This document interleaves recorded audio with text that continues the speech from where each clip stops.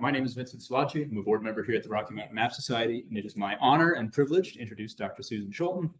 I'm going to try and keep the introduction short and sweet because a comprehensive list of her achievements and accolades would end up with me talking longer than she does. Susan Schulten is a full professor at the University of Denver. She's written a number of well-regarded and highly influential academic works on American history, also with emphasis on cartography, most recently about the maps of Emma Willard. She is Colorado's state historian. She was my advisor at the University of Denver longer ago than I care to admit. But needing no introduction, we are all honored and privileged to have Dr. Susan Schulten.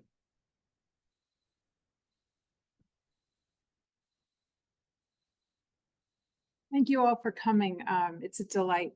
It's always a delight to be here. I want to thank Rebecca and Sean Boyd, our wonderful archivist, Angel, who's on the other side of the world in Australia and yet organized the text for this event somehow because he's extraordinary, our president.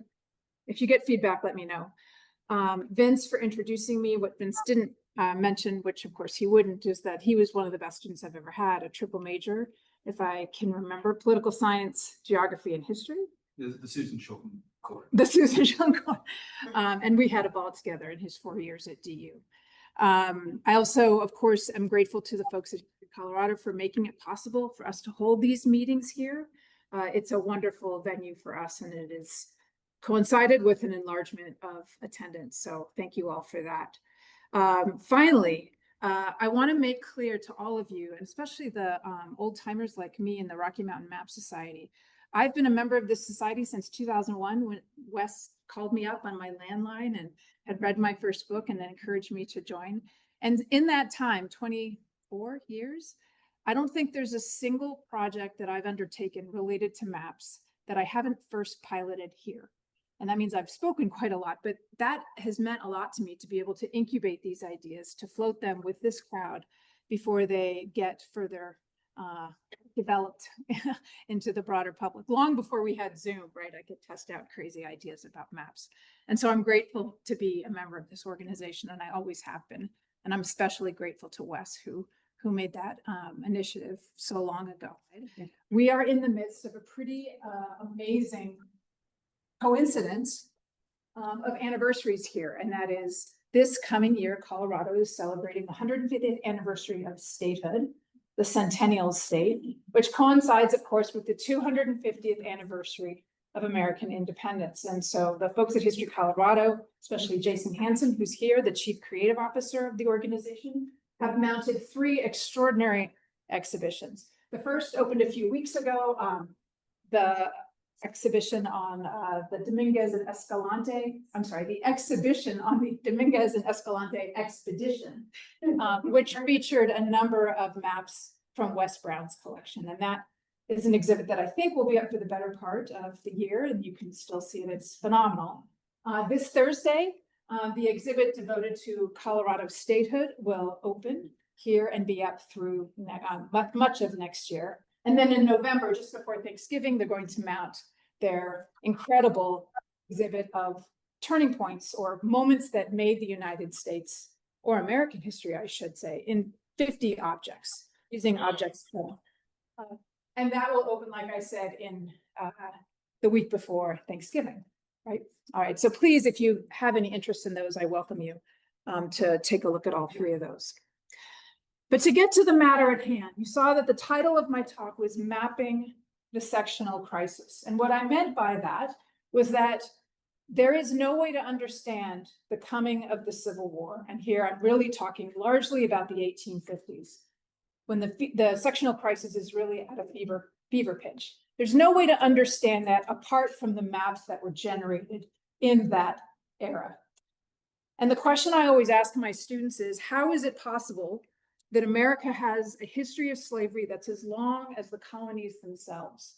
And yet it's only beginning in the 1840s and 50s that anti-slavery sentiment becomes a mainstream position. We know that even in the Revolution, there was a small band of what we would call abolitionists who organized against what they called the moral sin of slavery. But we should be honest that for decades, that was a very niche, very isolated position. And it took important shifts in the antebellum era, in the 30s and especially the 1840s, for anti-slavery to become much more of a mainstream position within both the Whig and the Democratic Party. Many of you know, especially because you're here in the West, that that has everything to do with American expansion. In other words, if we're going to talk about why this country ultimately turned against slavery, it's not necessarily that people had a moral awakening in that period, but it was because of the constant addition of new land in the trans-Mississippi West that the stakes really became much higher for Northerners. And expansion into the West really was about the future of this country. Every time the United States would add a new piece of land, particularly in the 1840s, the immediate question, the immediate crisis would be, will it be slave or will it be free? And so the story that I want to tell you tonight, we're going to pick it up in the 1840s, which is in the midst of the war between the United States and Mexico, even before the war has concluded, you begin to see maps that tell a certain story about the country's future. I'm showing you a map that would get reproduced time and time again over the course of the war and in its aftermath. I'll show you a little more detail in just a second. It's not an important map. It's one of many that were commercially produced in from 1846 to 1848. And essentially, it's important for showing the United States long before the end of the war, the conclusion, long before the Treaty of Guadalupe Hidalgo, as a continental nation. Right? It shows the United States extending from coast to coast.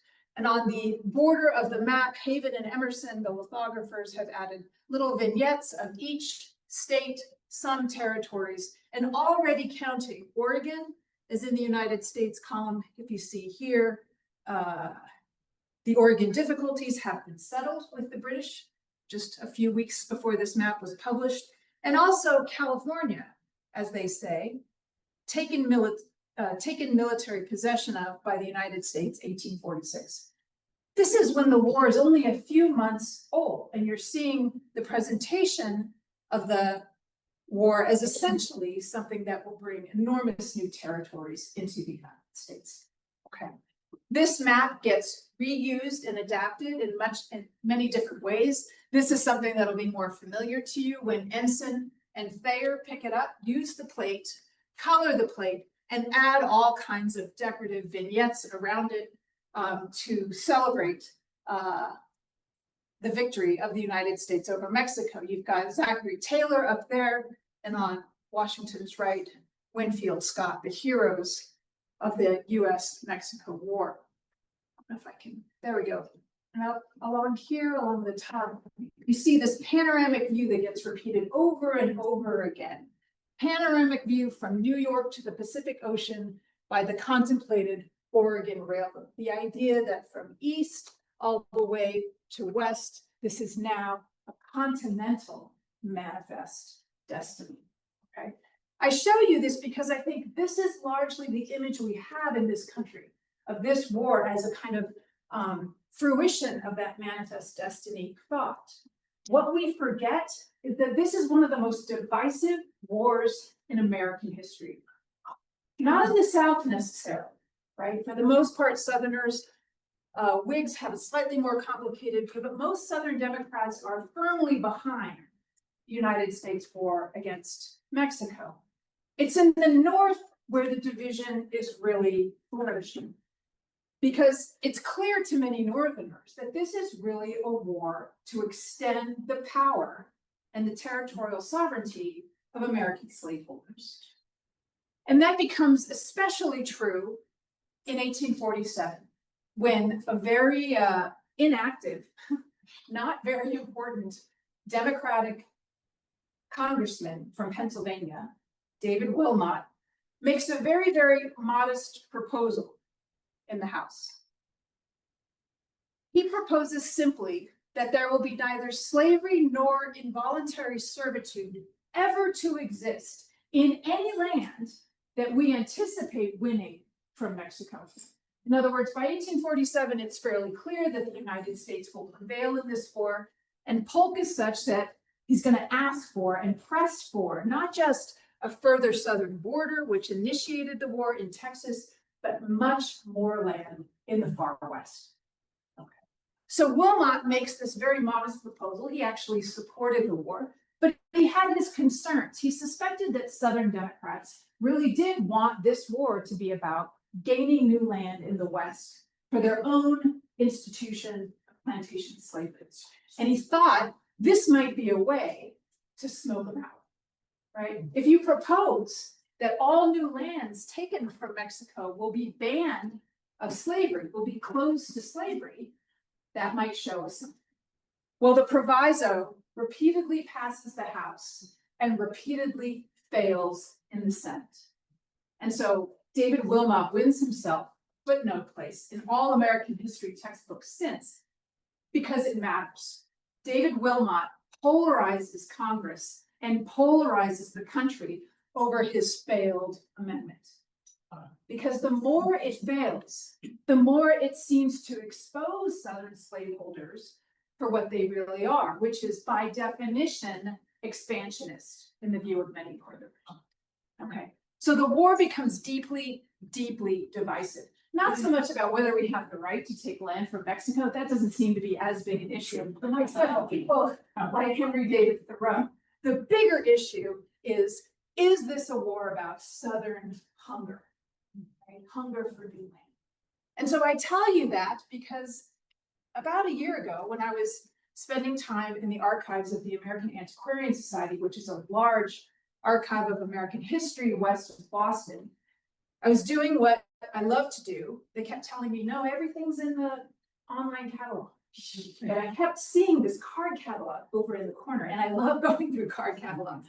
So the first week I was there, I went through it and I came across this card. I know it's hard to read. United States, Lewis's Free Soil Slave Territorial Map of the United States. Entered in Congress, 1848 by John Lewis, and gives the dimensions. That's it.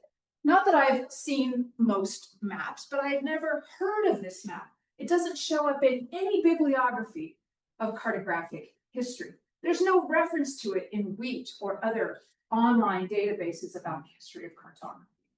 For all intents and purposes, it doesn't exist in the historical record. And yet I called it up and there it is.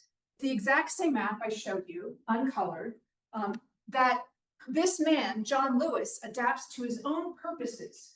He does so in November of 1848. The Wilmot Proviso has repeatedly failed. He's a Democrat in Connecticut. He's actually the Speaker of the Connecticut State Legislature. He sees Wilmot's proviso failing over and over again, and he's enraged. He increasingly sees himself as having nothing in common with the Southern wing of his party, the Democratic Party.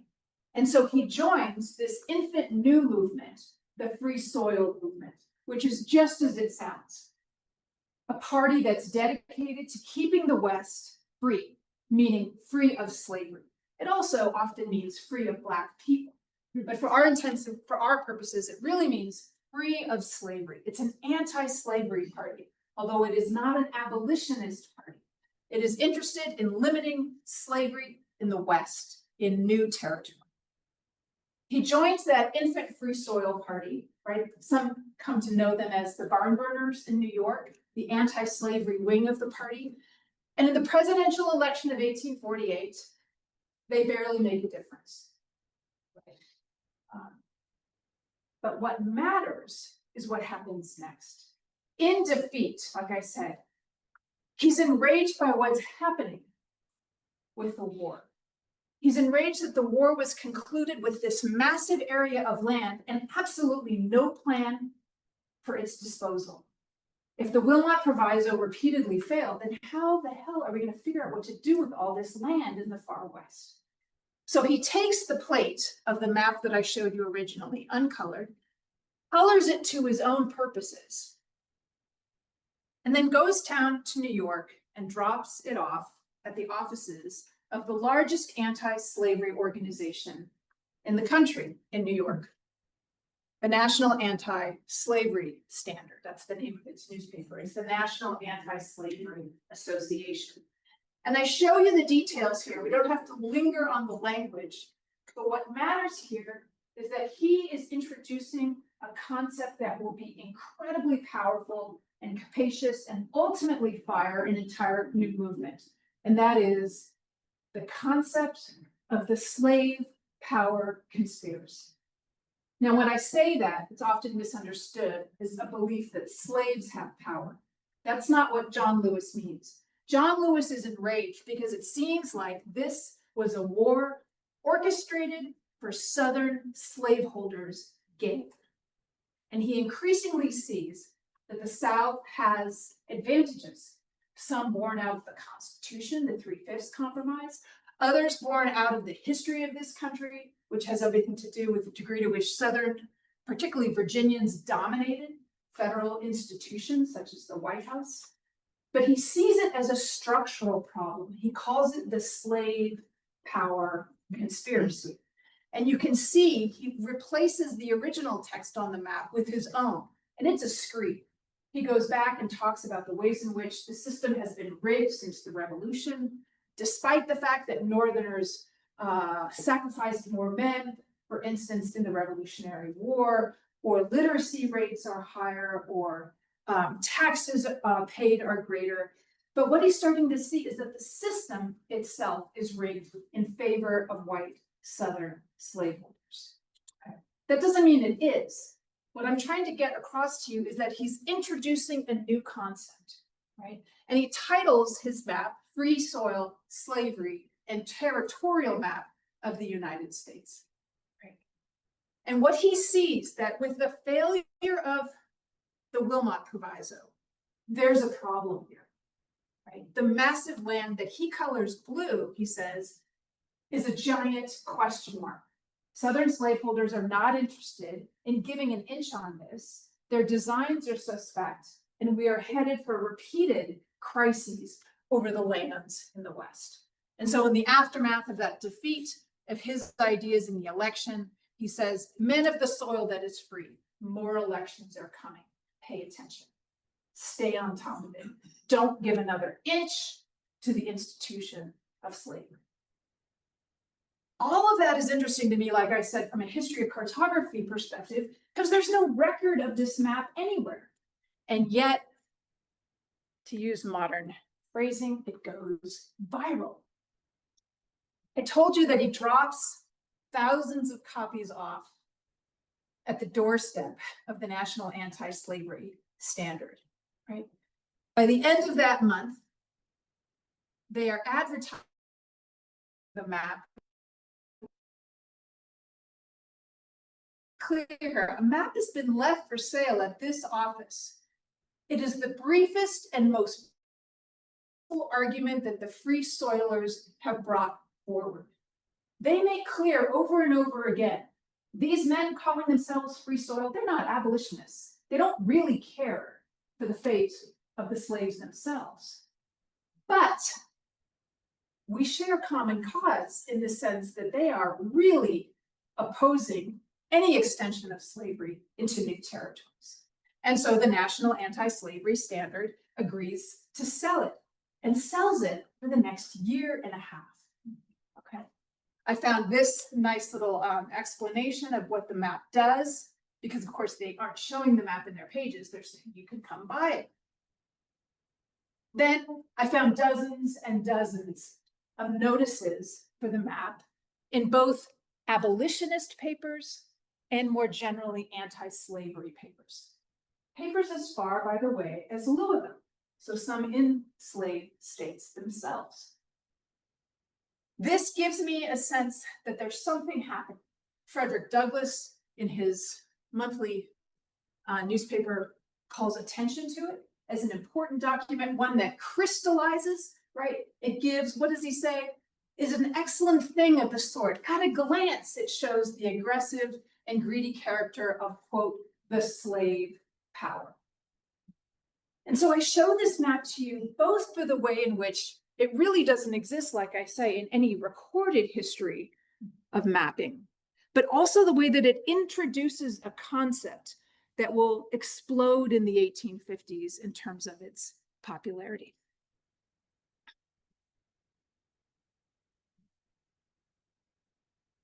By 1850, after a desperate, urgent year and a half of negotiation, the Senate cobbles together a series of measures that have come to be known as the Compromise of 1850. Because the question, as I said, was what are we going to do with all this massive territory brought in by the victory over Mexico? And the important part of that, as you know, California comes in as a free state. All the Western interior territories will be subject to something called popular sovereignty, which will determine at a future date the fate of slavery. And then most importantly, you have the introduction of the fugitive slave law, an incredibly beefed up federal law to allow slaveholders to go after fugitives in northern states, right? It is, as one of my students pointed out last week, the opposite of state rights, right? But it is a kind of payback for California coming in as a state that will be forever closed to slavery. I tell you all this because here's an ordinary one of dozens of maps from 1852 that reflects the reality, which is that slavery is no longer a national issue. It is certainly an issue for abolitionists, but the Compromise of 1850 takes it off the headlines, right? Takes it out of the headlines. It quiets the issue for some time. And then, as Stephen Hoffenberg explained in our last talk, the crisis gets raised yet again. In the massive interior, what remains of the Louisiana Purchase, what here is labeled Missouri Territory and Indian Territory, what Jefferson had hoped would be permanent Indian Territory, all of a sudden that land that really hadn't gained a lot of attention. The attention really was on the Oregon Trail, of course, and the new prospects for California with the gold rush. But in January of 1854, the most powerful senator, Stephen Douglas from Illinois, introduces a bill to organize all of this territory for white settlement. Essentially, he says the Indians aren't using it to its highest capacity. White settlers would be much more efficient. So we should open that territory up. It's organized into two regions. In the northern part is Nebraska. The southern edge, as we know, because it includes us, up to the western edge here is Kansas territory. Okay.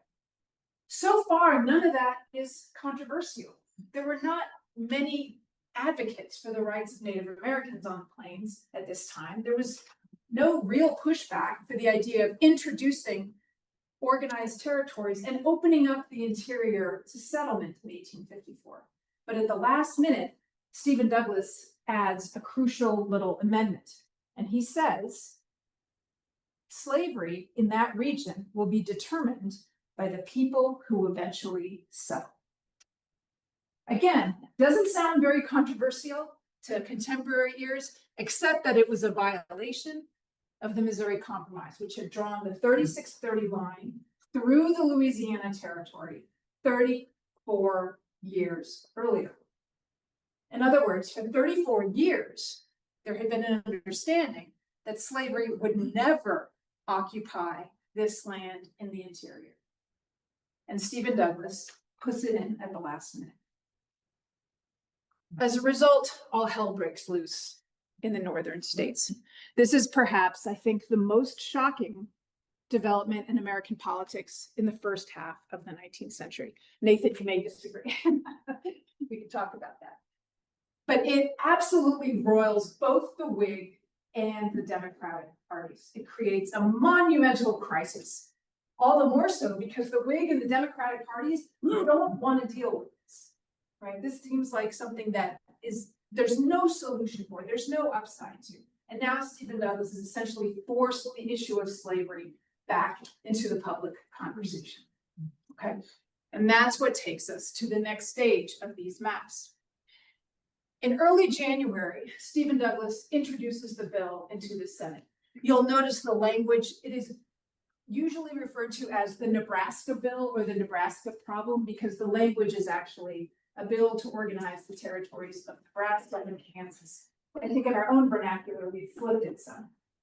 But there's a wonderful moment when in early January, wonderful, not in the sense of positive, in the sense of interesting. After Stephen Douglas introduces the bill, anti-slavery organizers are absolutely apoplectic, right? They're beside themselves with anger about this, and they issue a manifesto talking about this as one of the greatest betrayals in modern political life. And yet there doesn't seem to be a level of concern, particularly in New York City, a city dominated by the Democratic Party, that those anti-slavery activists would have expected or would have hoped for. They start organizing mass meetings. The largest of them is at the end of January. And I found this terrific description in the pages of the New York Evening Post. Mr. Colton, George Colton, the most important map maker in New York City in the first half of the 19th century, Mr. Colton is preparing a large map of the United States, some 25 feet by 17, for the better appreciation of the extent of the territory commonly called Nebraska, 10 times as large as New York, 50 times as large as Massachusetts, and the importance of its position separating as it does the Atlantic and Pacific sections of the northern states. He's creating this map for a mass meeting to be held in the largest church in Manhattan, the Broadway Tabernacle, which no longer exists, but it's in Lower Manhattan. It seats, supposed to seat 3,000, they cram almost 4,000 people in there. And that 25 feet, if you are like me, you need help. That 25 feet width of the map is from here to the pillar on the other side of the podium.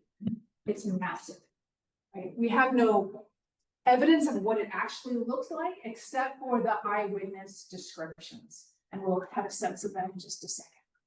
And here's the account of the meeting the morning after. On the front page of the New York Daily Times, a screaming headline explaining what happened in that mass meeting. That 3,000 people were present. Other newspaper accounts are larger than that.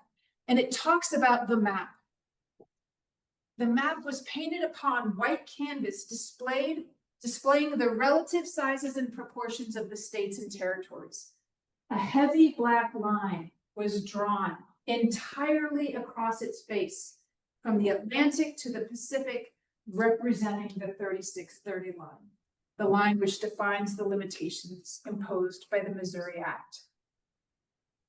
It is a map that is as dramatic as possible to show that the Kansas-Nebraska bill is a complete betrayal of the long-standing Missouri Compromise line. Now, the Missouri Compromise line did not go all the way from the Atlantic to the Pacific. It only governed the Louisiana Purchase. But they're using a little bit of literary license here. They're trying to convey to those thousands in the audience how large the stakes really are. There are many accounts of what happens at that meeting, how it galvanizes so many supporters, or I should say opponents to the Kansas-Nebraska bill as it's beginning to move its way through Congress. And then something really wonderful happens. There are mass meetings all through February, all through March, all through April in cities like Boston, as far west as Cincinnati, which is a strong community opposed to slavery. And then a really wonderful thing happens, which is that the anti-slavery newspaper, The Independent, which included some men who were pastors at the Broadway Tabernacle who had been there that night, they asked Colton to translate his 25-foot map into something that can be spread, shared across newspapers. Okay, and there you have it in the March 16th issue of The Independent. They acknowledge that the map was drawn by our obliging friend, George Colton. And then there's this wonderful offer that we have here. We have had this map engraved at considerable expense on account of the impressive light it throws upon the great question now pending. Should any other newspapers desire to copy the map, they are welcome to do so. Or for $2, we'll send you the stereotypes. Have at it. I want you to understand how important George Colton's large canvas map was. Sometimes it's carried around to those other mass meetings. Other times people copy it and make their own, particularly in the western city of Cincinnati. But over and over again, there are accounts of how dramatic that map really was. In Cincinnati, there's a wonderful account of the map being draped in front of the church, and iron manacles taken from a fugitive slave being dangled by a cord over the territory of Nebraska to make a maximum point, right? And having them vibrate. I mean, they're really going all in on, spectacle here, drama. They're trying to convey, once again, the stakes of this bill. Okay. And so I was thrilled to see the way that the Independent not only publishes the map, and this gives us some sense of what was being seen at the Broadway Tabernacle, but then the way it spreads. And it spreads over and over. I'll just give you a couple examples. Here's one from Vermont, Connecticut, Hartford, New Hampshire, Western Massachusetts, New Jersey.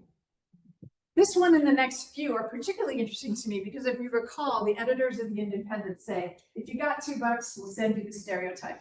But you can also just copy it. I think that's what's going on. But this copy actually itself goes viral. It appears in the New York Daily Tribune, which the daily and the weekly, if you put them together, the circulation is 200,000 subscribers a week. Right? That's not nothing.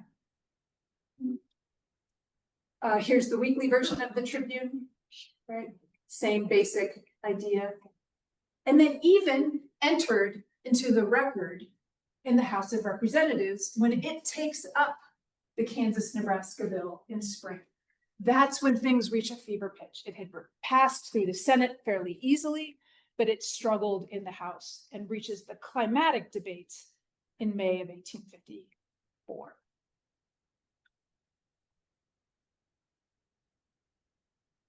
It passes. Stephen Douglas is very, very powerful. And it passes in a way that enables Democrats to sort of keep their coalition together to some degree. But in the process, they have really lost a lot, not just of people who rebelled against the Democratic Party based on the Kansas-Nebraska Act, but people who seem to see that this was one more example of that slave power conspiracy that John Lewis had talked about in 1848. This sure seems like something is up. If Stephen Douglas can wedge this through, despite the massive opposition of Northerners in both the Whig and the Democratic Party. Stephen Douglas says time and time again, there's nothing to worry about. This is a democratic process. The people in Nebraska and Kansas will decide the fate of slavery. And if you just calm down, you'll see that this is an orderly and peaceful process. Okay? He's wrong about that. All of you know that. What we get in the next 18 months is what comes to be known as Bleeding Kansas, reaching the climax in May of 1856 with the sack of Lawrence, when pro-slavery agitators descend upon and burn the free capital of Kansas Territory in Lawrence. Okay. At exactly the same time, the very same week, many of you know that the Southern Congressman Preston Brooks from South Carolina comes upon an unsuspecting Charles Sumner, senator from Massachusetts, and one of the only abolitionists, right, in Congress at that time, and from behind beats him with a gutta percha cane to within an inch of his life. It takes Charles Sumner 4 years physically to recover and retake his seat in the Senate. It's an extraordinary moment of twin violence in Kansas and in the floor of the Senate itself. I tell you this because that gives you a sense of the tension, the anger, the outrage that is consuming the country as it moves into yet another election year. And this election year is going to be different. The Whigs have struggled so mightily by avoiding the issue of slavery that they are essentially a shell of their former. More and more Whigs and many, many Democrats have defected to that thing that was once called the Free Soil Party with John Lewis, and is now called, as you know, the Republican Party, a party that is dedicated to the proposition that Congress has not just the right, but the obligation to bar slavery from extending into the Western territories. Not just the right, but the obligation to do so. That's their founding principle. And they come together in the spring of 1856, in June, in Philadelphia. I haven't found evidence for this, but I think even that location was chosen quite intentionally to a voter, founders. And from June 16th to 19th, they convene for their first ever party convention. And there we see yet the third wave of this map making its way through the northern states. Right before the meeting, the New York Daily Times again shows us that J.H. Schulten, son to George Schulten, is again making a very large and strikingly executed map for the purposes of exhibiting the relationship between freedom and slavery in this country. It cannot fail to be an exceedingly useful document for the approaching presidential campaign. And some of you have probably seen this map before. It's very, very rare. It's also very, very large, not 25 feet wide, but it's 4 feet by 4.5 feet. And part of what Schulten has perfected here is a large map that can be folded so it can be easily transported and posted, right? A 25-foot map is only as useful as, you know, a mass meeting in the Broadway Tabernacle, a massive space. But what Schulten is doing here, is everything okay? Yeah, somebody's unmuted Oh, and I'm trying to sure. mute them, but would everybody just check and make sure that you're muted online? Ken, you are particularly unmuted. Okay.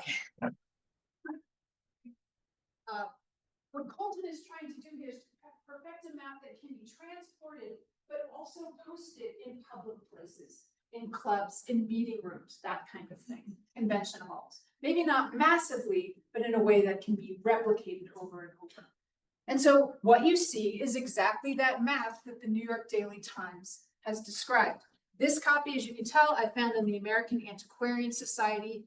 It has two, and there's something really interesting about the detail of the map here. You see that in some ways it looks like what we've seen before. We've got the free states identified in the Northeast as well as in California. We have the slave states identified, and then forgive the fading of the color, but we have this nefarious, massive in-between region, right? That is the massive interior of this country, which for the Republicans is the future of this country. That's why the West matters so much. The existence of slavery in the South is a different matter. The Republicans understand that that is protected by the Constitution. But the Constitution says nothing about the future of slavery. And that's where they begin to say that politics has a place, that Congress does have a right to forbid that. So let's zoom in just a little bit to see what they're saying in this. I particularly like it because some of the arguments, 16 free states with a white population of 13 million, 15 slave states with a white population of 6 million. The system is rigged. The system is rigged in the Senate. And as you know, because of the 3/5 compromise, many Northerners believe that the system is rigged in the House. If the slave population boosts the overall population of those Southern states, their representation in Congress is enlarged, even though none of those slaves, of course, would ever be given the voice. So these are the same arguments that John Lewis was making when he coined that idea of the slave power conspiracy in 1848. And they're repeating them over and over again.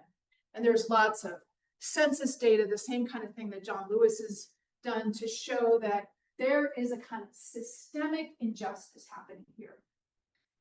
I'm struck by the way that some of the arguments about the Senate continue today, right? We continue to battle this out about enlarged representation. Here's just a lower left, so you see the detail that I'm referring to.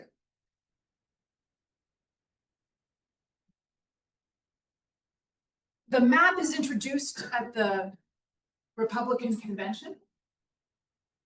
Soon thereafter, after they've nominated a candidate, it becomes part of the official campaign of the Republican Party. I'm just showing you here a circular where you can buy the map singularly or in large quantities. In other words, they're scaling this up, and they're scaling it up in a way that is only possible with new technology. In 1854, the way that those newspapers could replicate the map that the Independent made available through plates was because of the steam-powered press, an innovation of the 1850s, where you can print newspapers on a larger scale and more quickly. Similarly, new technology is making it possible for a map like this to quickly be replicated and distributed. That is something that simply wasn't possible even 3 decades earlier. So there's an interesting convergence here with technology making it possible for maps to become weapons of very ephemeral moments, in this case, a political campaign. And I think that's something worth lingering on just for a moment. Here's the one that was presented at the convention itself, and there's lots of commentary about what that map did during the convention. You can see here the same Independent, the anti-slavery abolitionist paper, is beginning to advertise it on a large scale. And here we have the portraits of Fremont and his running mate Dayton right after the convention. So the map is quickly updated with their portraits so that it can be even more relevant in the fight against the Democrats for the White House. I wanted to show this to you just because a lot of you are collectors. And I know I've shown you the 2 examples from the Antiquarian Society. This one is from the McLean collection, which some of you know is north of Chicago, a massive collection of Americana. And this one was sold by Barry Ruderman just a few weeks ago. So I don't know where it went, but I hope it found a loving home. So now I have 4 examples that I've seen of the same iteration. Okay. The map is important not just because it gets circulated in that official channel of the campaign, but it also begins to be imitated in other media. Some of you know I've talked about this map over and over again. It's a broadside designed by abolitionist William Bloss, who's a colleague of Frederick Douglass in upstate New York, designed to motivate turnout for the Republican Party. Map of the United States and territories showing the possessions and aggressions of the slave power, right? They're really going all in and using this map as a way to communicate with all kinds of men, right? As one of my students pointed out to me when I showed him this map years ago, that's a map that communicates even if you have a limited level of literacy. Right? There's a way in which these things have a very broad aperture. It's the exact same cut, if you notice. He's used the same data here, same kinds of arguments, and then he has longer and more detailed arguments about the campaign and the Republican Party platform itself. And here's where I think intellectually the key is. Here's Bloss's map that is introduced by the summer of 1856. In early August, the Free State Advocate runs the map. The Free State Advocate is one of dozens of newspapers in the 19th century whose entire life was the extent of a political campaign.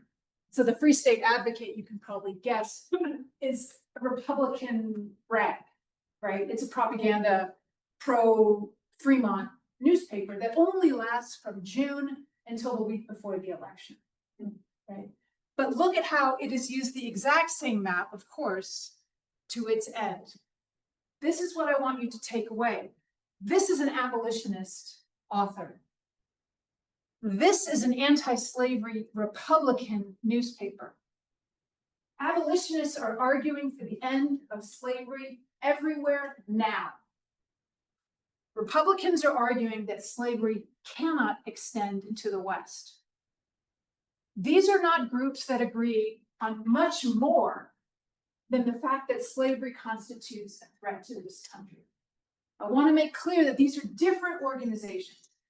But what I've noticed with this map research is that the map brings them together through that argument of the slave power conspiracy. I think that's an incredibly capacious, generous slogan and message that people can agree on, even if so many things differentiate them. If you look closely at arguments by people like David Wilmot and many Republicans, they're actually quite anti-Black.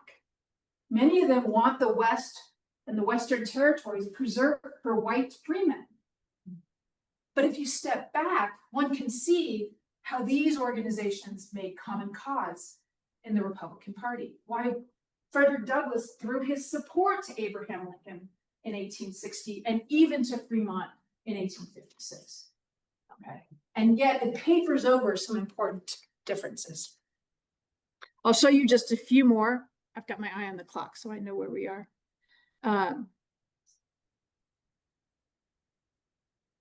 Some of my favorite examples of this are the way in which the exact same map even gets translated into German, trying to reach German voters who, by and large, have migrated to the Democratic Party. The Democratic Party was much more friendly, a home for immigrants, than the Whig Party was, or especially the anti-immigrant Know-Nothing or American Party that lived in the 1850s. But here you see an example of the way the map is translated into German to reach that population.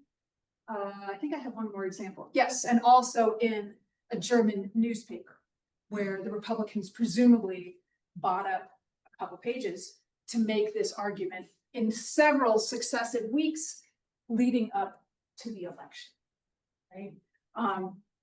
The Republicans did pretty well with the Germans, actually. Not a wholesale conversion, which would have actually happened by 1860, but they made some inroads, which is interesting, in 1856. The last set of maps I want to show you have everything to do with that same campaign, and they show yet another medium through which these anti-expansionist maps are circulating. This one is the earliest I've found of this actual example. In the campaign biography for John Fremont, essentially to promote his campaign, published by Greeley, Horace Greeley, the owner of that same New York Tribune that you saw cited earlier, who had been very much sympathetic, at least in these years, to the Republican Party. You see some of the same arguments being made in text here about representation in the Senate and the House, and you see the same general argument being made. I came across this one years and years ago, and it was always fascinating to me. But little did I know till I spent 6 months in the Antiquarian Society that it is replicated in every single one of these pamphlets from the summer to the eve of the election, most in English, but also a few in German. Over and over and over again, the Republican Party is choosing to use a map to amplify its fortunes. Okay? Now, the height of these maps comes in the period I've outlined, between 1854 and 1856.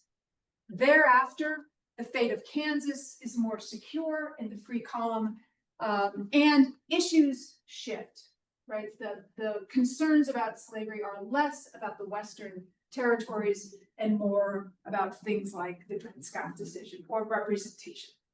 Okay? So the maps don't have the same life after 1856 as they do in those earliest years of the Republican Party. But by way of conclusion, what I want to get across to you is that there's something really interesting happening with the kind of maps I've shown you. Almost to a one, they are not entered into the record. Many of them, like the ones at those mass meetings, they don't survive at all in any archive I've ever seen. The others that you saw, the large ones, there's a few copies left. But if they're on the back page of a pamphlet, if they're in a newspaper that degrades, right? If they're shared otherwise, they are simply not going to be part of what the official record in the archive looks like. They're not going to be listed, for instance, in the Library of Congress copyright materials. And yet, what I want you to think about is that perhaps given technology, these are the maps that people are seeing every day. Not the official maps, the ones we've come to think about as canonical in the mid-19th century, but the maps that are ephemeral. And I'm reminded of something that Wes taught me years ago about the similar maps for the gold rush here to Pikes Peak.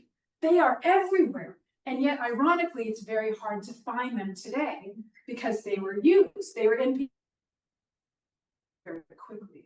So it's sort of an irony of the archive of what gets preserved and what doesn't.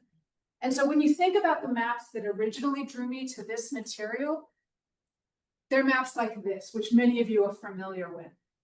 Well-known commercial printers that in the campaign of 1856 get in on the action and create maps for the campaign. You can see the very same portraits are being used, the very same data is being used. These are the ones we're more familiar with, right?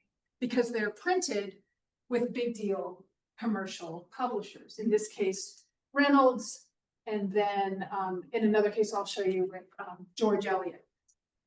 But they're offered again at multiple sizes, so they can be passed around as pocket maps, posted in large meeting rooms. They're entirely designed to be shared.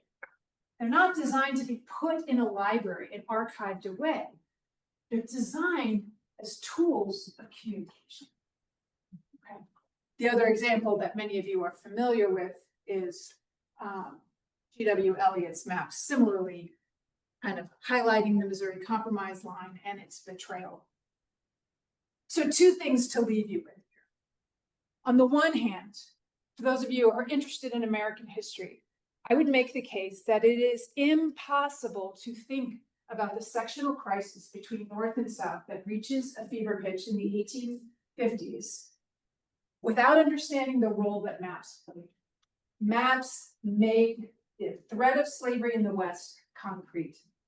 Could those ideas have been articulated without a map? Absolutely. Did maps have a central role in galvanizing the population? I don't think there's any way to deny it, given how extensive the newspaper evidence is, given how deeply and extensively they were used across the northern states.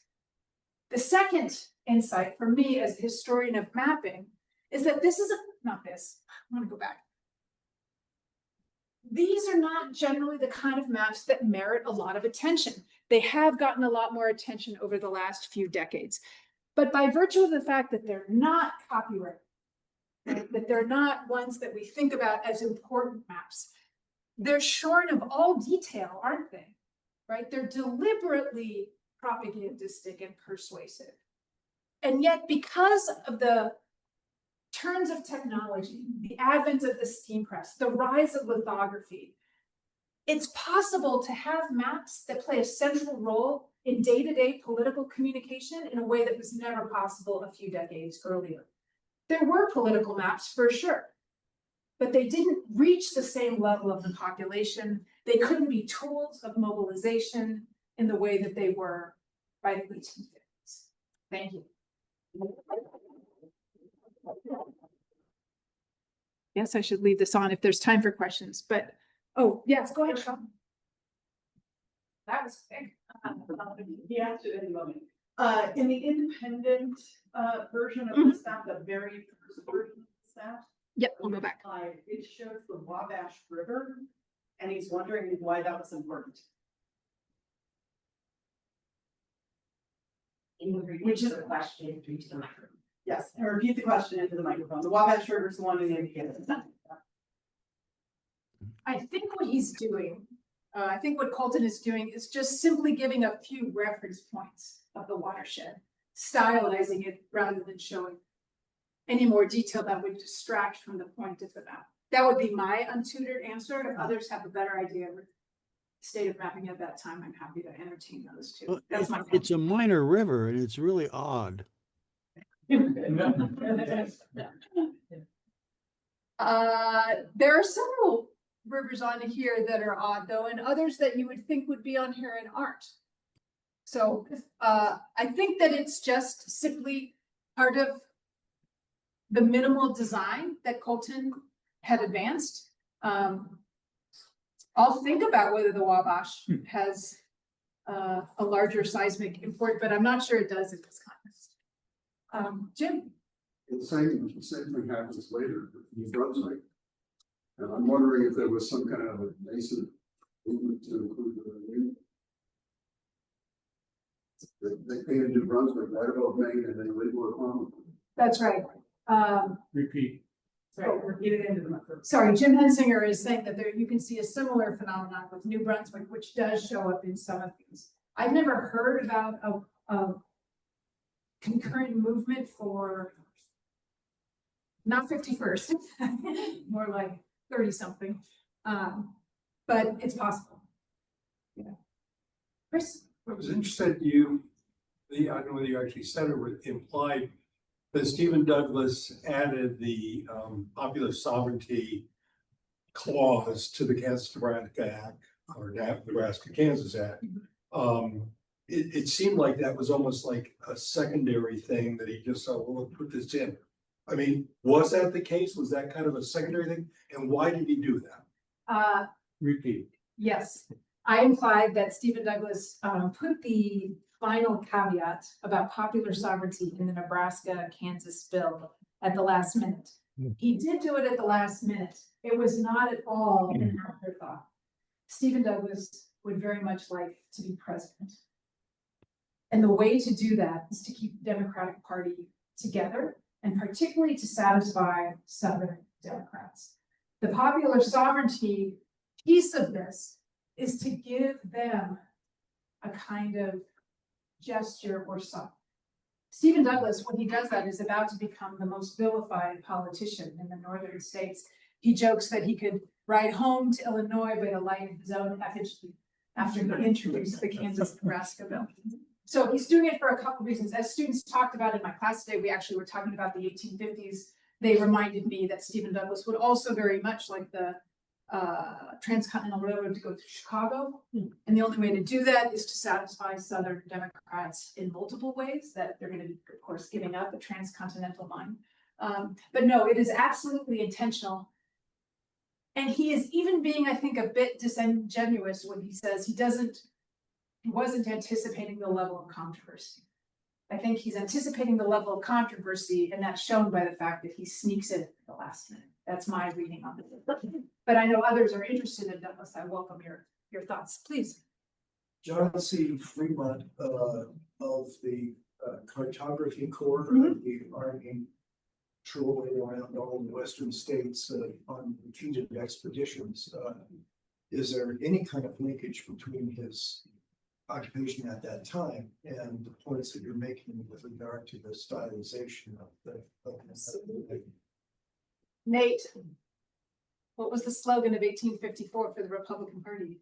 Free soil, free land, free labor, gone. Right. By the way, Nate did that by the time he was 5. I didn't touch him.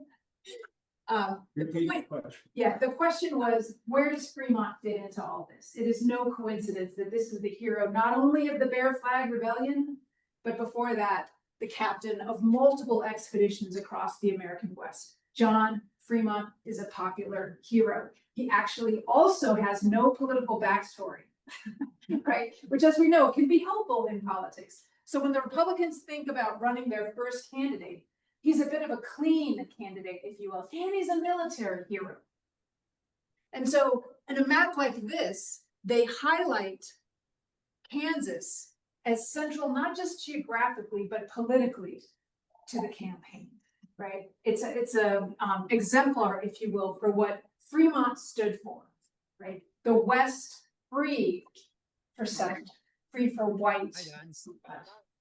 Okay, does that help get at your question? Yeah, just as the occupation of not making. This, Absolutely, and his assistant Charles Prince, who executed most of the maps, right? So he is associated with heroism, he's associated with the West. It's the way for the Republican Party to claim the West for themselves, for their future vision, right? One that is free of slavery. Go ahead, Sean. One more question online, that might take us a little later in the timeline. Why did the Illustrated London News publish a USA map by shows?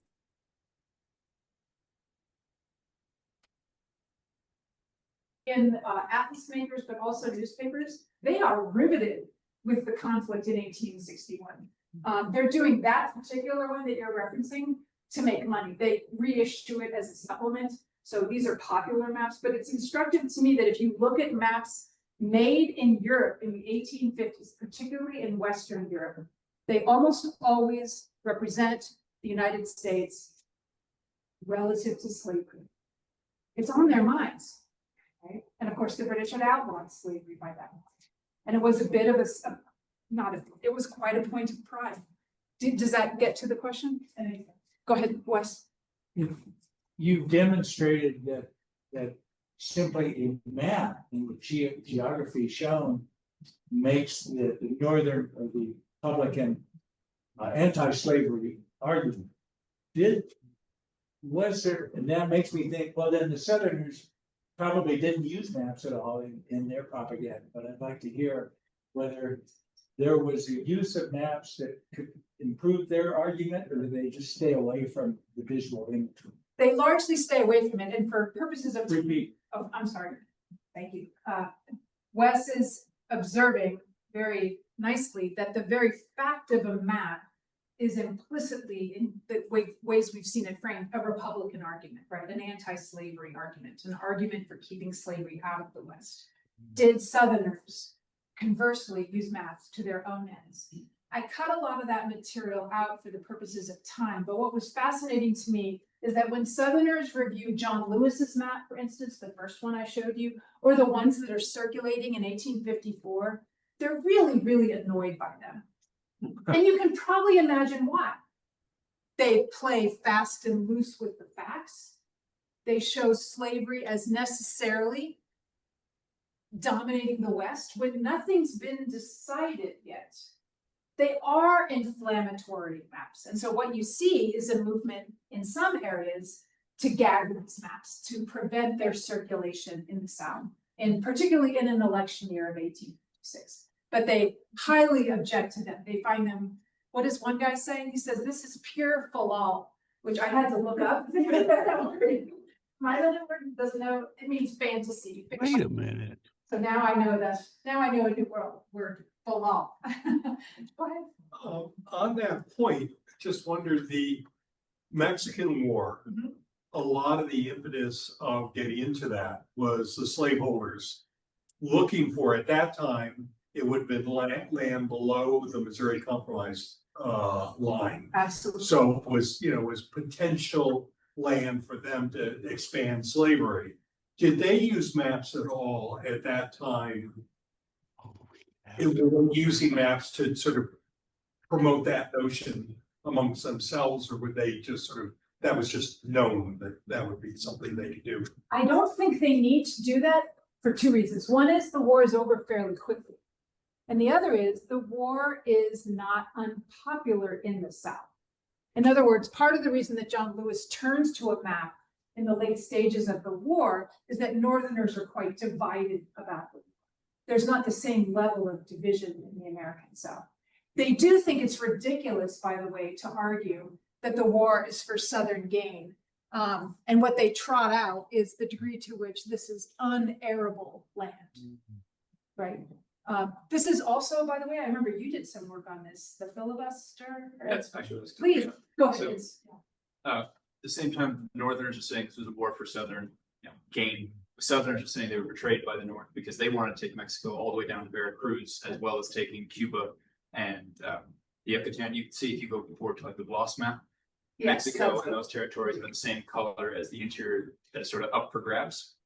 So the Southerners wanted, like, Northerners would look at the map and say, well, look at all the stuff that slavery has to gain. Southerners could, in theory, look at the same map and say, look at everything that was taken from us. That's Because we were supposed to go all the way down, and very. we ended up stopping. That's right. And in the campaign of 1856, the Democratic Party is actually quite open, as I recall, in wanting to think very seriously about the prospect of expanding into places like Cuba. They're very, very open. It's an openly expansionist platform in 56. Right? And Republicans make great hay out of that. That this is, again, a party that is controlled by a tiny minority of oligarchs. Right, slaveholders. Stop. Was there ever an argument made that the territory of California was brought in as a state below the southern border of Missouri ought to have been slave? Yes and no. It would be up to the state of California, and to what extent might that have fed the southern resentment that they didn't get slavery where they thought they had right to it below the southern border of Missouri? That's right. Stalker is asking, to what degree did the state of California, which has no territorial phase, right? It's brought in as a state. Did that play into this? Because technically there are pieces of it where I was raised below the 3630 line. 3630 line only extends to the western edge of the Louisiana Purchase, which is why these maps are often so misleading. They're misleading intentionally, right? But to answer Stalker's question, it was an enormous source of anger for Southerners in the Compromise of 1850 that California came in as a single entity in the Free State column. That is why they get, if you will, a fugitive slave law. So both of those things are true. Yes, they're angry, even though the Missouri Compromise didn't extend that far. And there was talk, the compromise that's floated after Lincoln is elected, the Crittenden Compromise, one of the last ditch efforts to avoid the Civil War.